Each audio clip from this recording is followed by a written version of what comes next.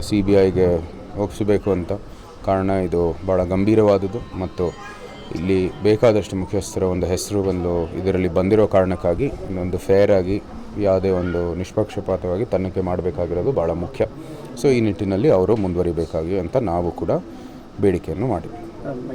ನಂಗೆ ಬಂದಿಲ್ಲ, ಆದರೆ ನಾನು ಅನುಭವಿಸಿರುವಂಥದ್ದು ಈ ಮೂಡ ಅಲ್ಲಿ ಏನೇನು ನಡೀತಾ ಇರೋದು ಮತ್ತು ಇವತ್ತೆಲ್ಲ ಬರೀ ಹಿಂದೆ 2-3 ವರ್ಷದಲ್ಲೂ ಕೂಡ ಇಂಥ ಒಂದು ಹಗರಣಗಳಿರ್ಬೋದು ಅಥವಾ ಏನೋ ಒಂದು ಈ ರೀತಿಯ ಸ್ಕ್ಯಾಮ್ಗಳು ಆಚೆ ಬರ್ತಾ ಇರೋದು ನಿಜವಾಗ್ಲೂ ಭಾಳ ದುಃಖವಾದದ್ದು. ಇಂಥದ್ದು ಮೂಡ ಇರೋದು ಕಾರಣವೇ ನಮ್ಮ ಮೈಸೂರಿನ ನಾಗರಿಕರಿಗೆ ಅವ್ರಿಗೆ ಒಂದು ಒಳ್ಳೆಯ ವ್ಯವಸ್ಥೆ ಕೊಡಬೇಕು, ಇರೋಕ್ಕೆ ಜಾಗ ಕೊಡಬೇಕು, ಸೈಟ್ ಅಲಾಟ್ಮೆಂಟ್ ಕರೆಕ್ಟಾಗಿ ಆಗಬೇಕು ಉದ್ದೇಶದಿಂದ ಇರೋದು. ಸೊ ಅದಕ್ಕಾಗಿ ಆ ಉದ್ದೇಶದಿಂದ ಅವ್ರು ಕೆಲಸ ಮಾಡಬೇಕು. ಅದಕ್ಕೆ ತಕ್ಕಂತೆ ನಾವು ಯಾವ ರೀತಿ ಅವರ ಅದರಲ್ಲಿ ಯಾವ ರೀತಿ ನಾಯಕತ್ವದ ಒಂದು ಪೊಸಿಷನ್ಸನ್ನು ಏನು ಕೊಡಬೇಕು ಅದನ್ನು ಕೂಡ ರಿವ್ಯೂ ಮಾಡಬೇಕಾಗಿದೆ. ನೆಟ್ಟಾಗಿ ನಾವು ಮಂಡಿಸ್ತೀವಿ. ಮೂಡ ಏನು ಮೂಲ ಉದ್ದೇಶ ಇದೆ ಅದರೊಂದಿಗೆ ನಾವು ಮುಂದುವರಿಬೇಕು ಅಂತ ನಾವು ಮಂಡಿಸ್ತೀವಿ.